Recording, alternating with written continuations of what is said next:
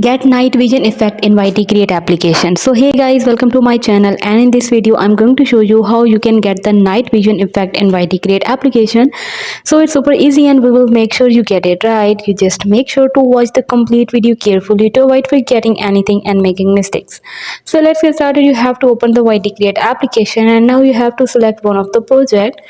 Now you can see I have added up this project. Now if I want to get the night vision, so I have to tap right here on this video and I have to tap on the effects option.